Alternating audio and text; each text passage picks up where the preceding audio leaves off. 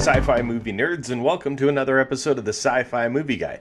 This is going to be my non-spoiler review of Justice League. So don't worry, there's going to be no spoilers. I'll put up my spoiler review tomorrow night after the movie's actually released. But I'm going to give you my quick thoughts on this movie, and then I'm going to do a rating. So the way I rate my movies is we have must see, which means this movie is absolutely the bomb. You have to see this movie opening night or really quickly so nobody spoils it for you. Star Wars The Force Awakens was one of those. Captain America Civil War, The Dark Knight. Then we've got Go, which means you have to go see this movie in the theaters.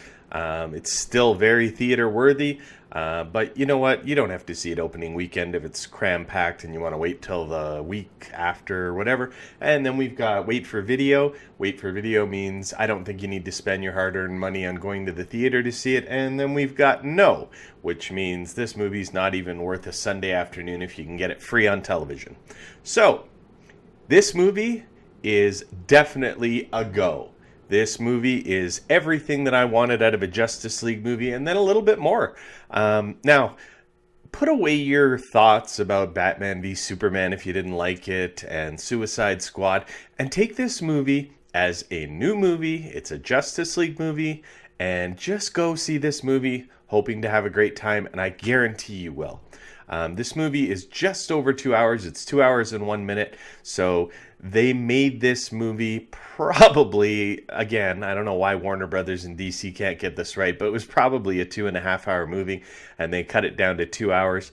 We'll probably get an extended version later, and that's probably my only critique of this movie, is that it felt a little rushed to me, and there were some storylines in there that I really would have liked them to explore a little bit more. Probably, like I've been saying all along, I would have rather them use the Marvel formula and had a whole bunch of individual movies, like an Aquaman movie, a Flash movie, a Batman movie, then go into Batman v Superman, Wonder Woman movie, and then finally a Justice League movie. But you know what? I'll take them any way I can get them, because I've been watching the Justice League since I was a little kid on Super Friends in the 80s. And I like this movie a lot. Did it have a few issues? Absolutely. But, you know, lots of movies have issues. But the Justice League themselves were amazing. Their chemistry was amazing with each other. As you can see in the trailers, Batman and Wonder Woman, because Superman is gone now, they have to get together and form the Justice League because something's just not right on Earth. And you'll find out in this movie, again, no spoilers, but they put together a team for a really good reason.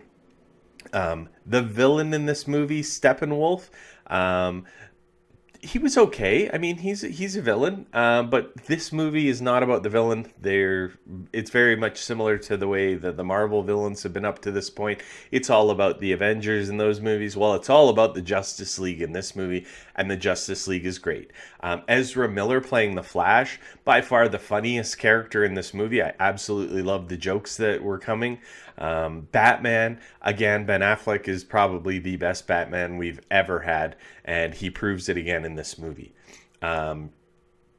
Aquaman was great. I love the humor with him. I love the way that him and the Flash and him and Batman interact. Wonder Woman steals this movie, which I'm very happy about. Gal Gadot, again, probably the best shining in this movie. Ben Affleck was a real close second. Cyborg, I thought some of the CG was a little off. You'll see what I mean when you watch the movie, but the character himself was probably the most layered of all the characters in this movie. I don't want to give away any spoilers. There's so much I want to talk about with this movie, but just watch for it. You'll see there's definitely different layers to Cyborg because of his origin and how it all happened and came to be. So again, I give this movie a solid go. You have to go see this in the theaters. It looks great on the big screen.